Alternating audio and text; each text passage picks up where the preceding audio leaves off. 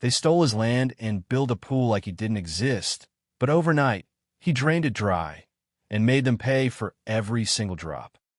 I'll never forget the morning I walked into my backyard and found a construction crew breaking ground on what looked like an Olympic-sized swimming pool.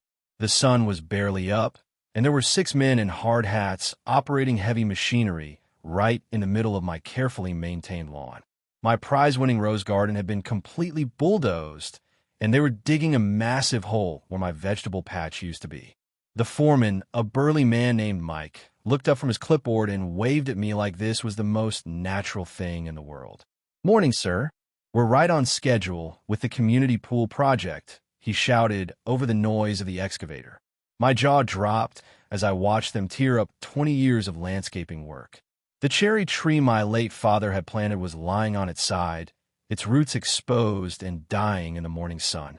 I stood there in my bathrobe, coffee mug in hand, watching my property being destroyed by strangers who acted like they owned the place. "Stop!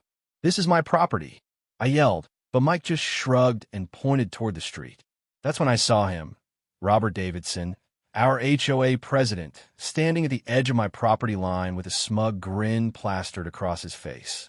He was a thin man in his 50s, always dressed in expensive suits even on weekends, with perfectly styled gray hair and cold blue eyes that seemed to calculate the cost of everything they looked at.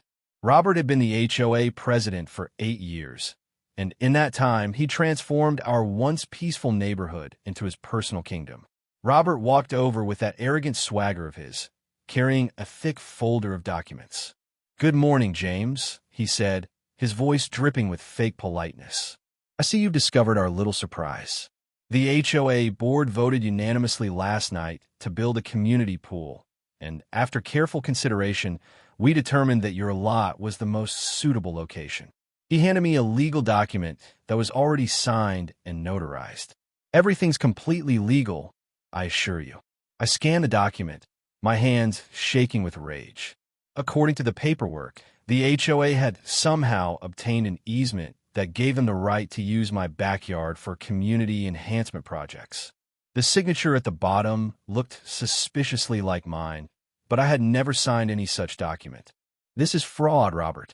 I never agreed to this, and you know it." He just chuckled and adjusted his tie, clearly enjoying every second of my distress. "Oh, but you did agree to it, James. Check Section 47B of your HOA agreement. Any homeowner who falls behind on their assessments automatically forfeits their right to oppose community improvement projects." His smile grew wider as he delivered the crushing blow. "You're exactly $67 behind on last month's landscaping fee. That makes your property available for community use." The landscaping fee was a new charge he'd invented just 2 weeks ago, buried in a 20-page document that most residents never bothered to read. As I watched the construction crew continue destroying my yard, I felt something cold and calculating settle in my chest. Robert had no idea what he'd just unleashed. You see, I wasn't just any ordinary homeowner. I was a retired forensic accountant who'd spent 30 years tracking down financial crimes for the FBI. I'd taken down corrupt politicians, embezzling CEOs, and organized crime syndicates. Robert Davidson was about to learn that some sleeping dogs bite back harder than others. The excavator's engine roared louder as it dug deeper into my property, but all I could hear was the sound of Robert's future crashing down around him. He thought he was untouchable, protected by his little kingdom of HOA bylaws and legal loopholes. What he didn't know was that I'd been quietly documenting his questionable activities for months, waiting for him to make a mistake big enough to justify my intervention. Building an unauthorized pool on private property using forged documents?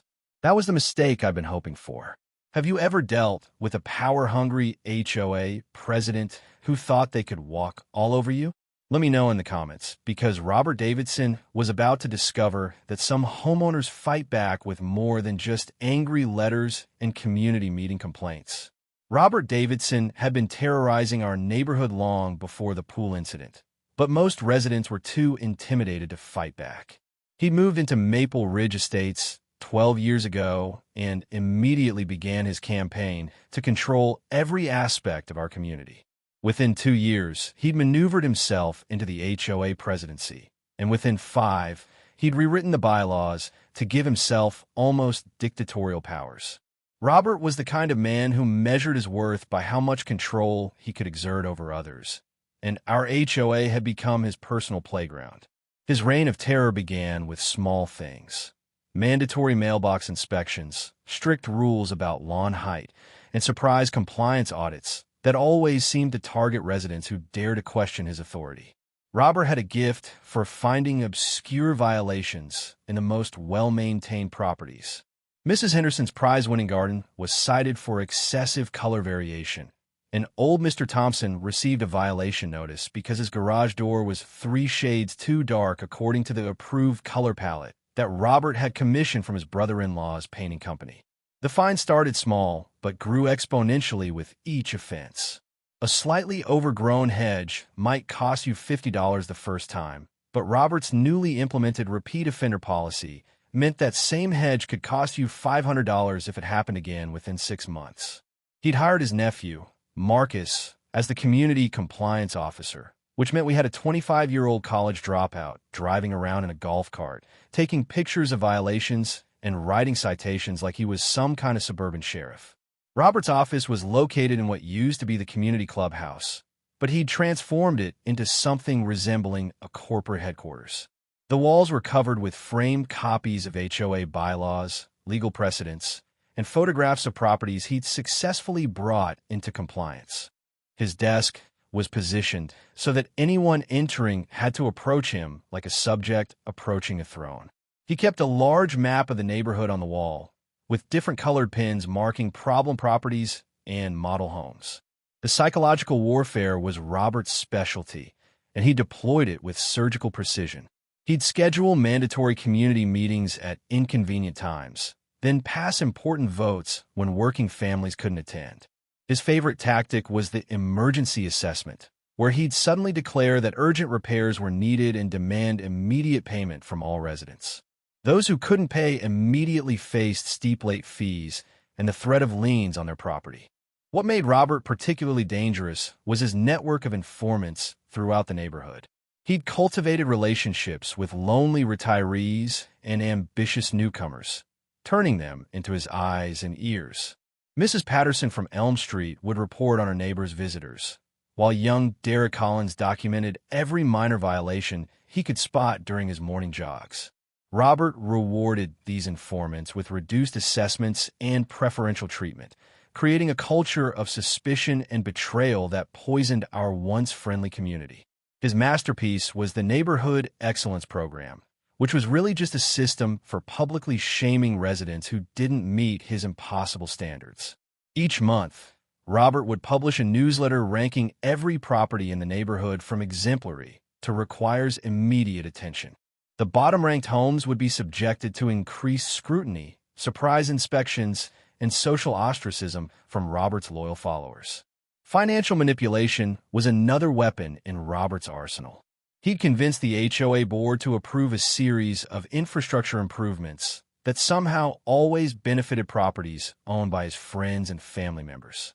The new sidewalks mysteriously bypassed several homes whose owners had opposed his policies, while his brother's house received a beautiful new landscape design funded by community assessments. When residents questioned these expenditures, Robert would bury them in legal jargon and threaten lawsuits for defamation of the HOA board. The man's arrogance knew no bounds. He truly believed that his position as HOA president made him untouchable, that his carefully crafted web of bylaws and legal loopholes protected him from any consequences. Robert had successfully driven 12 families out of the neighborhood over the years, either through harassment or manufactured legal troubles. He kept their addresses in a special file labeled victory cases, treating each destroyed family like a trophy in his collection. What Robert didn't understand was that his reign of terror had created the perfect conditions for his own downfall. Every illegal action, every forged document, every fraudulent assessment had left a paper trail that a trained investigator could follow. He'd grown so confident in his power that he'd become careless, leaving evidence of his crimes scattered throughout the HOA's financial records. The pool project would be his biggest mistake yet, because it would finally give me the justification I needed to bring his entire corrupt empire crashing down around him. The pool construction continued for 3 weeks, and each day brought new revelations about the scope of Robert's deception. What had started as an unauthorized excavation on my property had evolved into something much more sinister.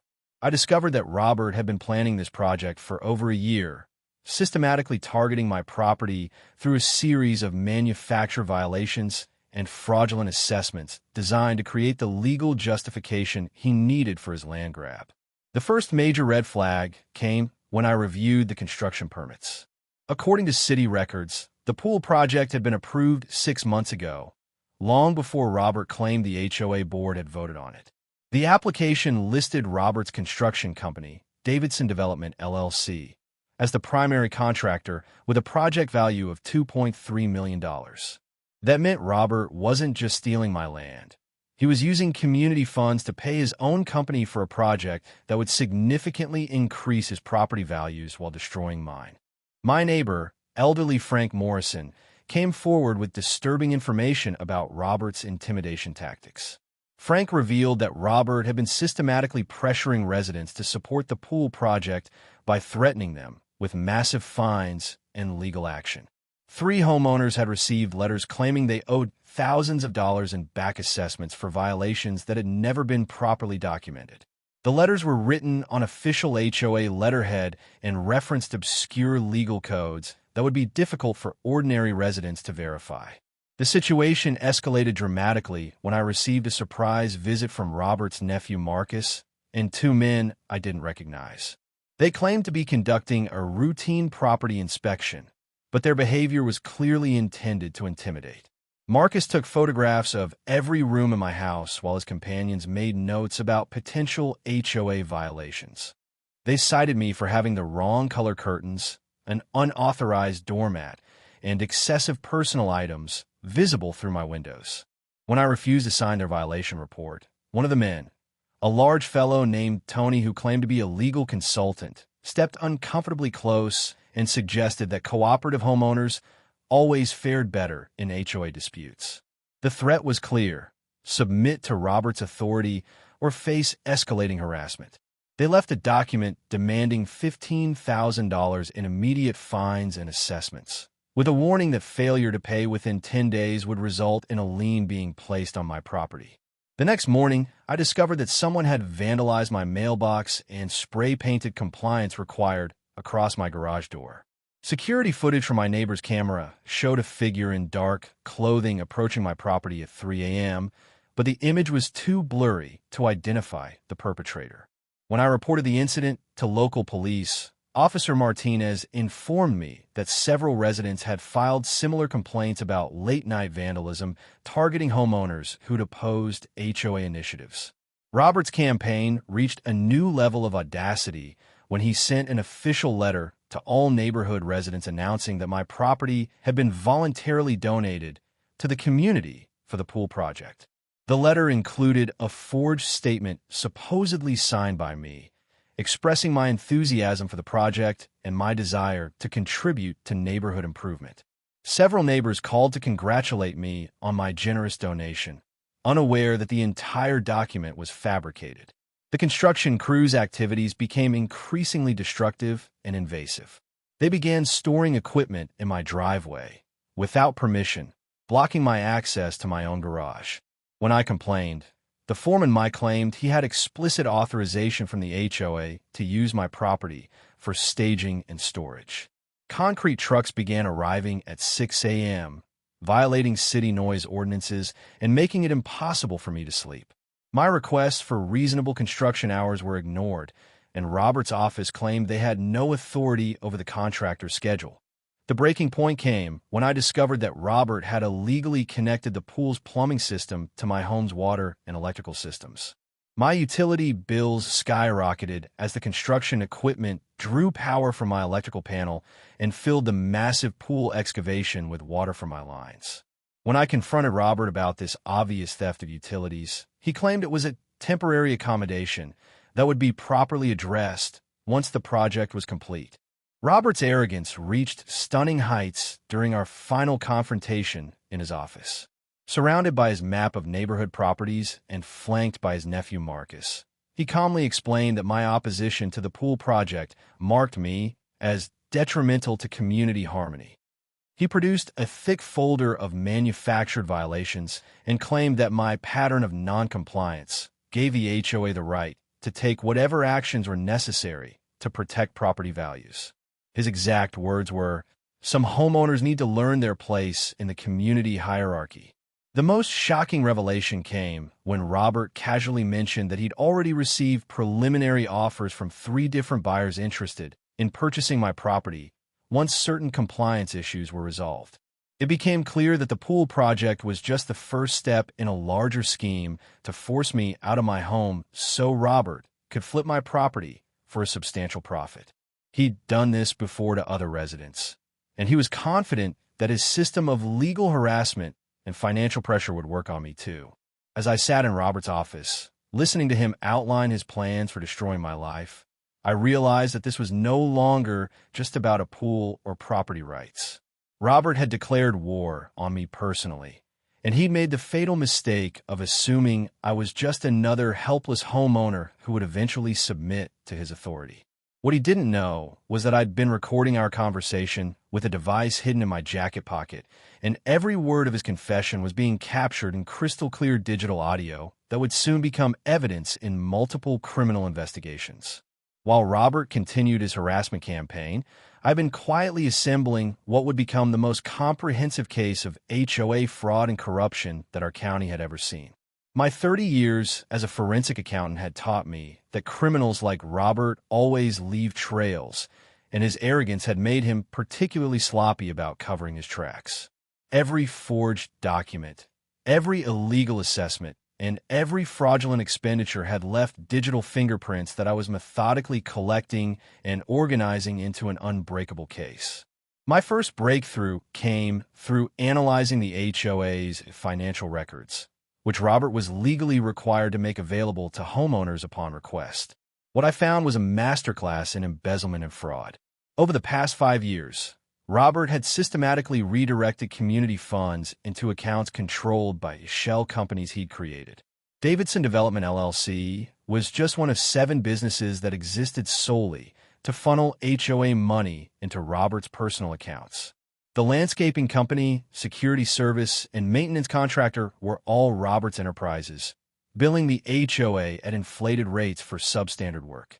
The pool project was the centerpiece of his largest theft yet. According to the invoices I discovered, the HOA had already paid Davidson Development $1.8 million for a pool that cost approximately $400,000 to build. The remaining $1.4 million had vanished into Robert's network of shell accounts, disguised as payments for specialized equipment, consultation fees, and permit expediting services. Robert had essentially convinced the entire community to fund his personal enrichment, while simultaneously stealing my property to build his project. My investigation revealed that Robert's signature forgery operation was far more extensive than just my pool consent form. I found evidence of at least 37 forged documents over the past 3 years, including homeowner agreements, board meeting minutes, and financial authorizations. Using handwriting analysis techniques I'd learned at the FBI, I was able to prove that Robert had been systematically forging residents' signatures on documents that increased their financial obligations or surrendered their property rights. The breakthrough that would ultimately destroy Robert came from an unexpected source, his own nephew Marcus. The young man had grown increasingly uncomfortable with his uncle's illegal activities, and when I approached him with evidence of the forgeries, he agreed to cooperate with my investigation. Marcus provided me with recordings of HOA board meetings where Robert had openly discussed plans to eliminate problem homeowners through manufactured legal troubles. He also gave me copies of Robert's personal files, which contained detailed dossiers on every resident, including their financial vulnerabilities and personal secrets. Through Marcus, I learned that Robert had been using his position to facilitate a larger real estate fraud scheme involving his brother-in-law's development company. They had identified Maple Ridge Estates as an ideal target for gentrification, planning to systematically drive out long-term residents and replace them with luxury housing that would triple property values. My home was just the first in a planned series of forced acquisitions that would eventually transform the entire neighborhood into an exclusive enclave for wealthy buyers. My technical background proved invaluable in uncovering Robert's digital crimes. I discovered that he had been accessing residents' personal information through illegal database searches, using their social security numbers and financial data to identify targets for his harassment campaigns. He had also been intercepting and redirecting mail from city agencies, ensuring that residents never received official notices about violations or appeals processes that might interfere with his schemes. The evidence collection process required careful coordination with law enforcement officials who understood the complexity of financial crimes. Detective Sarah Chun from the county's white-collar crime unit had been investigating similar HOA fraud cases, and she immediately recognized the significance of my findings. Together, we developed a strategy for documenting Robert's crimes that would meet the stringent evidence requirements needed for successful prosecution.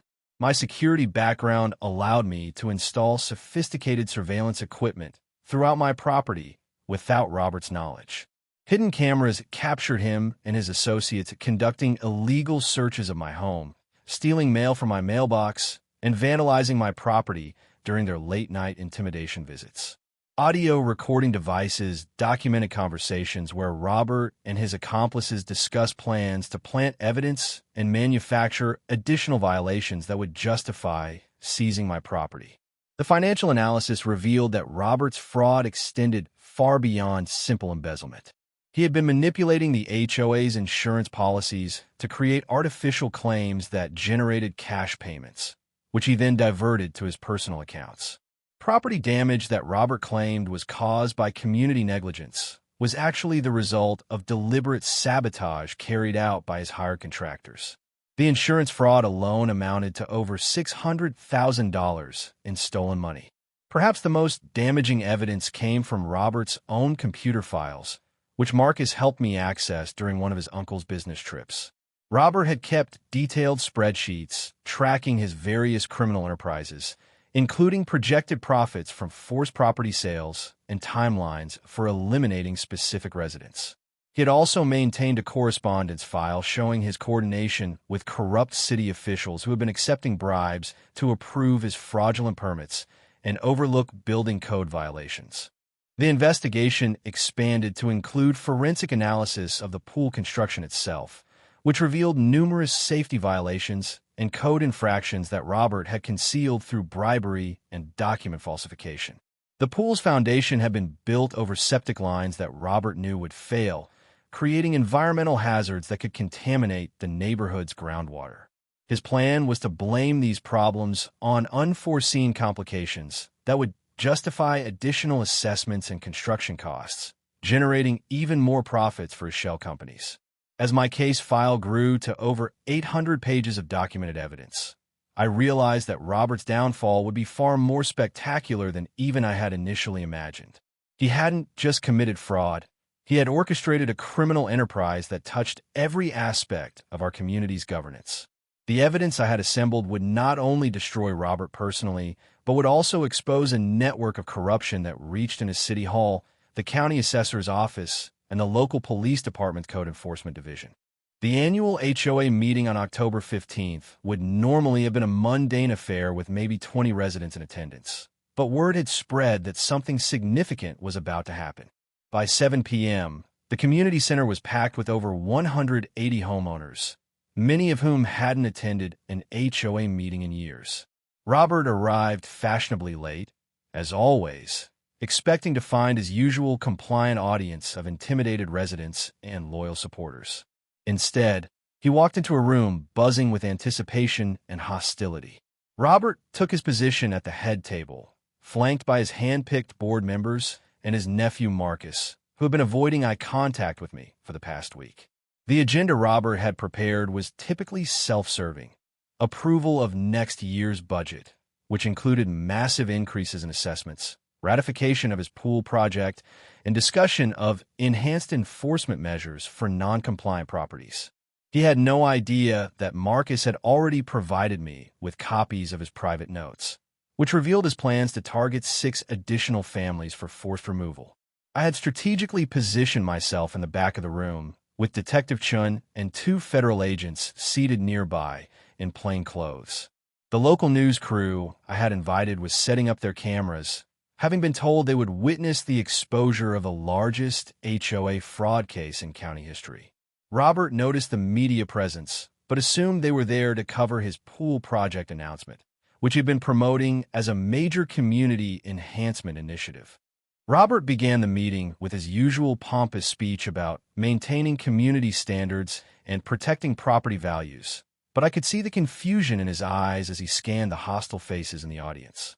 When he called for approval of his budget proposal, instead of the usual silence, residents began shouting questions about the massive increases in landscaping fees and security assessments. For the first time in years, Robert was facing organized resistance from homeowners who had finally decided to fight back. The moment I had been waiting for came when Robert called for discussion of the pool project. He stood confidently behind his podium, holding up architectural drawings and financial projections that he believed would impress the audience. "This community pool will add tremendous value to all of our properties," he declared. "And thanks to the generous donation of land from James Morrison, we can complete this project at minimal cost to residents." The room erupted in angry murmurs as people realized that my property had been taken without my consent. I stood up slowly, holding a thick folder of documents, and asked for permission to address the assembly. Robert's face immediately darkened, but with cameras rolling and 180 residents watching, he couldn't refuse my request without appearing dictatorial.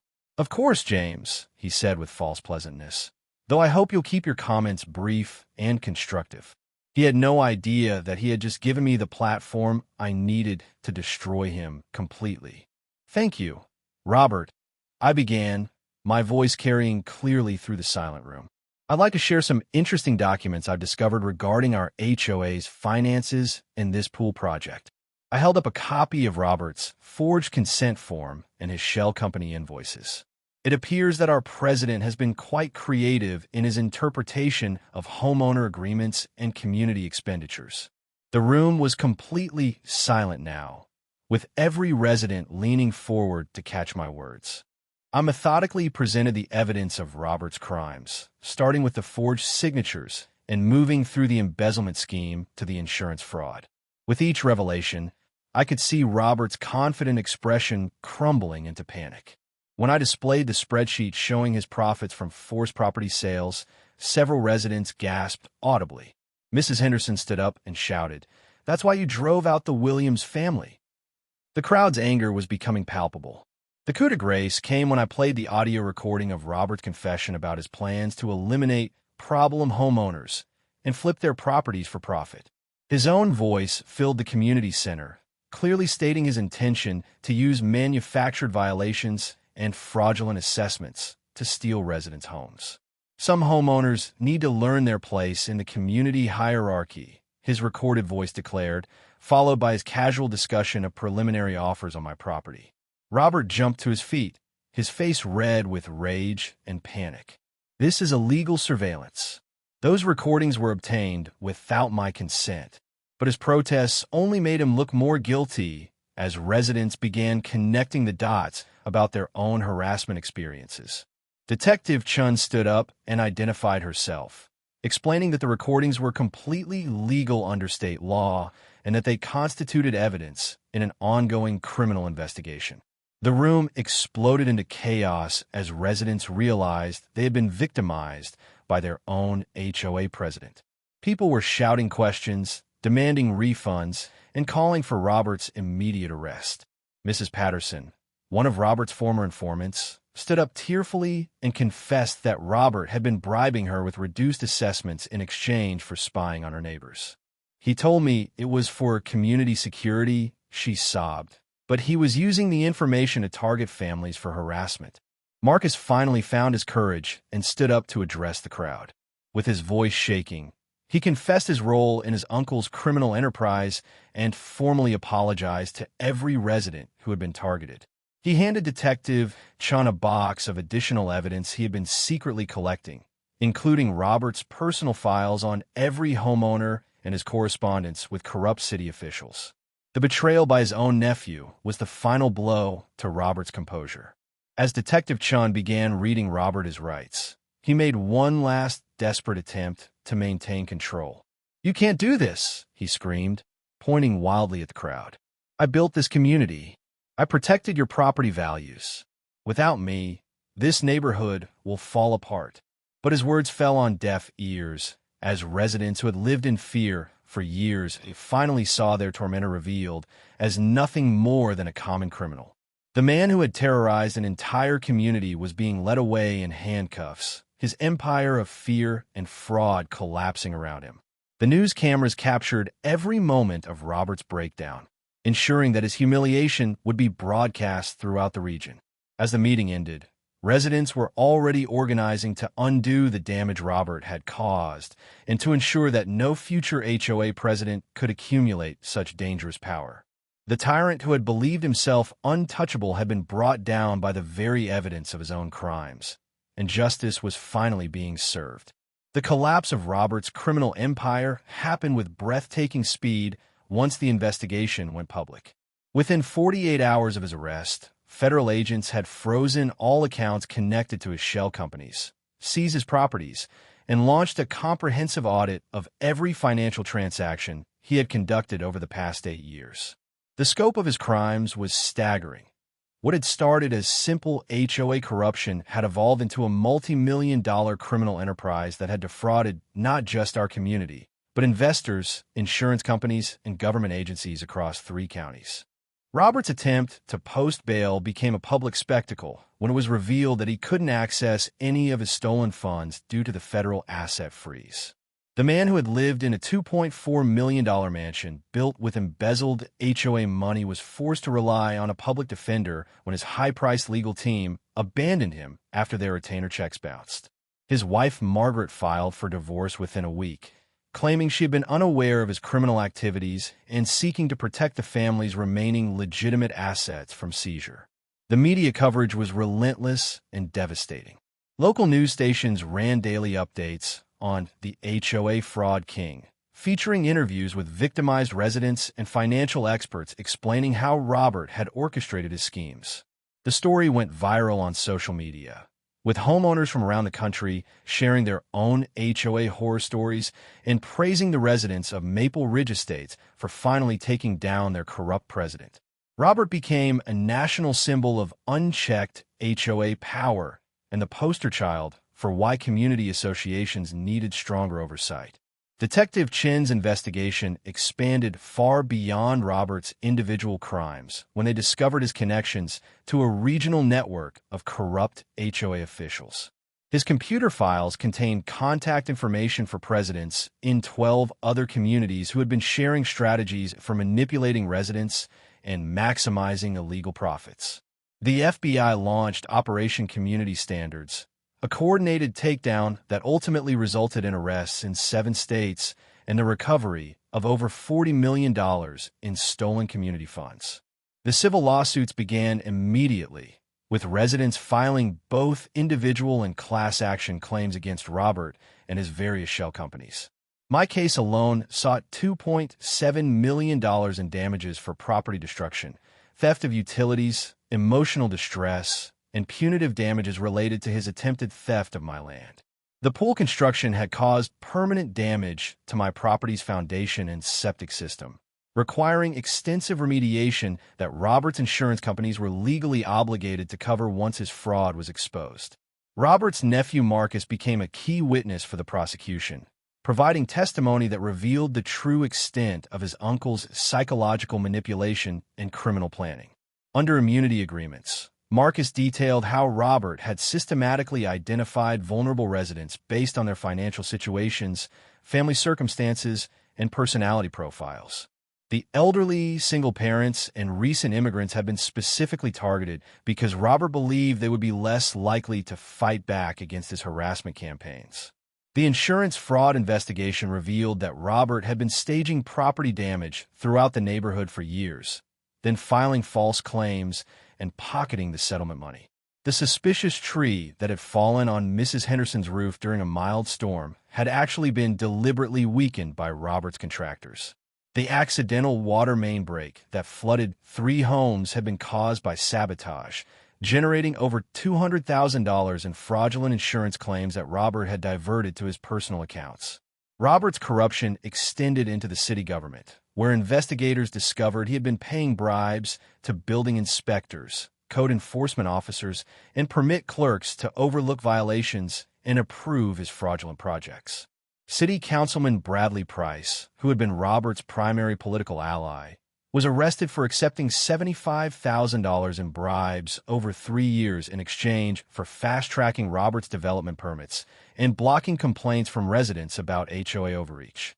The pool construction site became a crime scene when investigators discovered that Robert had been illegally dumping construction waste and hazardous materials in the excavated area.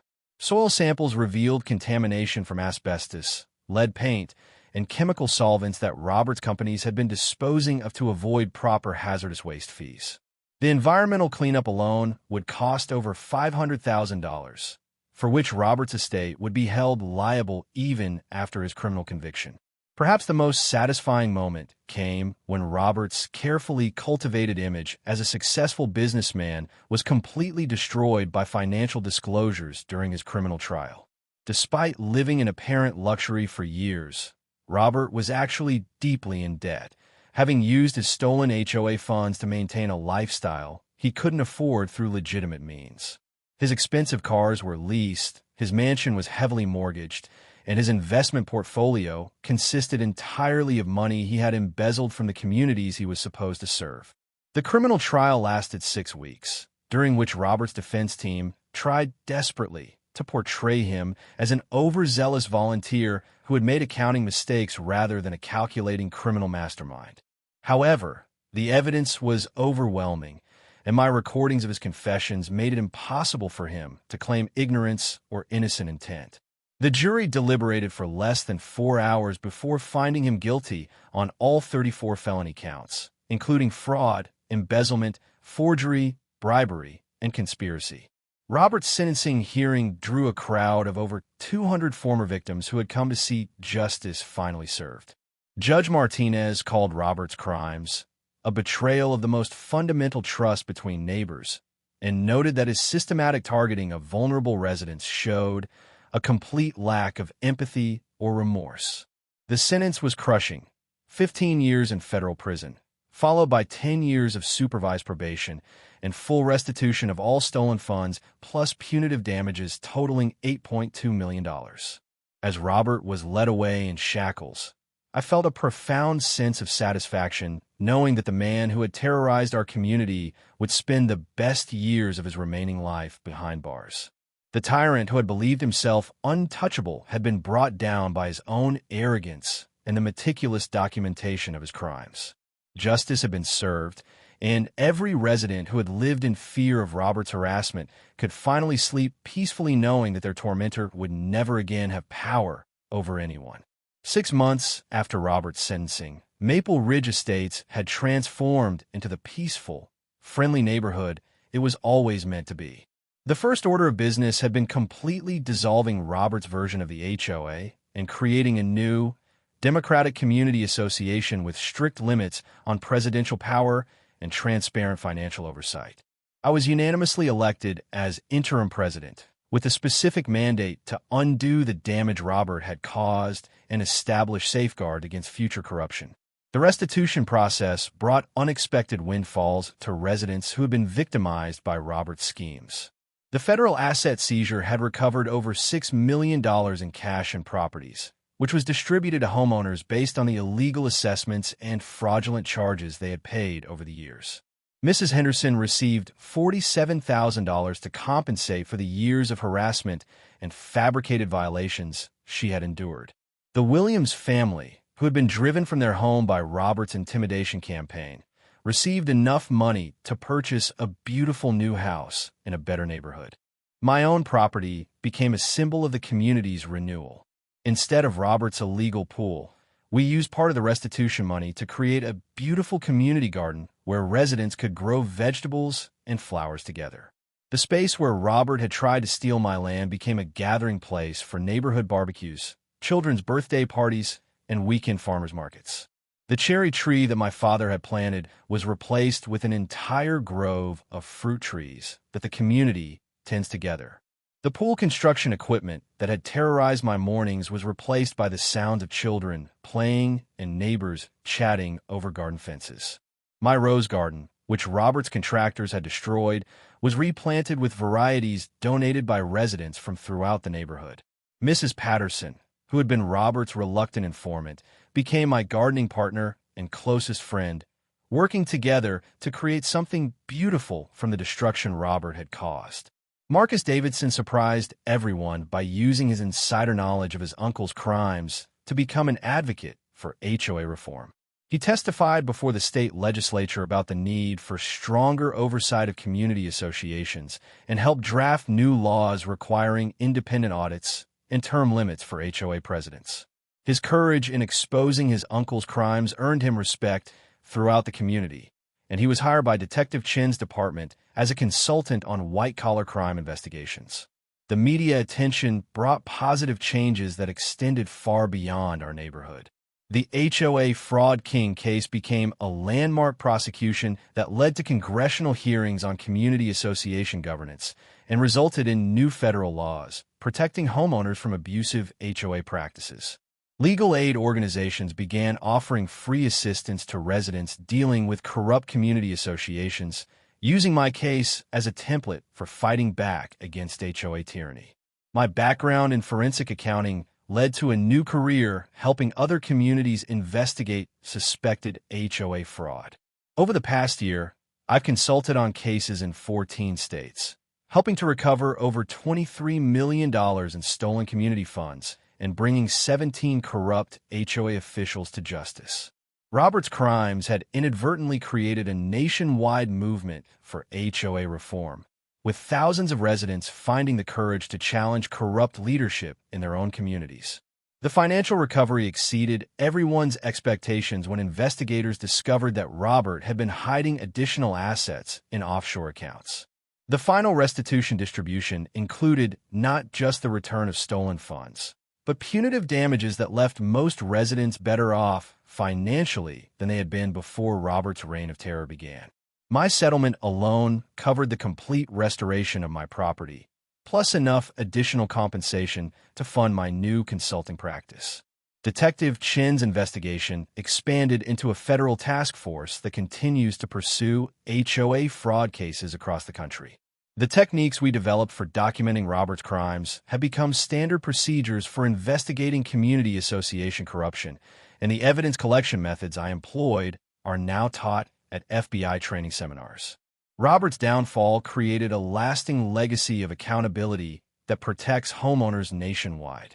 The neighborhood's transformation was perhaps best symbolized by our decision to rename the main street from Davidson Drive, which Robert had arranged during his early years, to Community Circle, reflecting our new commitment to democratic decision-making and mutual respect. The street sign was unveiled at a celebration attended by over 300 residents, local officials, and representatives from homeowner advocacy groups who had been inspired by our victory. As I sit in my restored garden each evening, watching children play where Robert once planned to build his monument to greed, I'm reminded that sometimes the greatest victories come from simply refusing to be intimidated by bullies.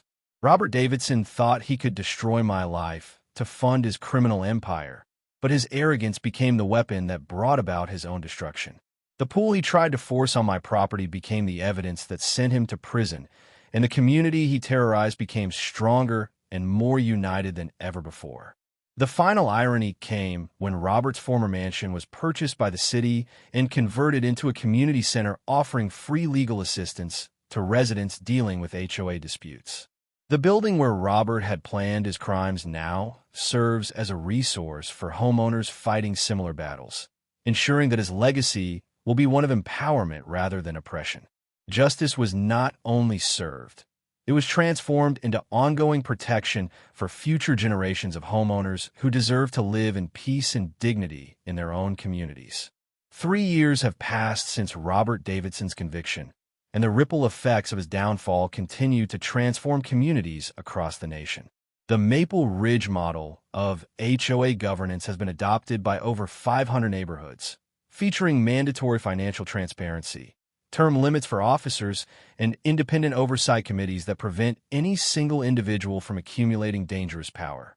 What started as one man's fight against a corrupt bully has evolved into a nationwide movement for community association reform.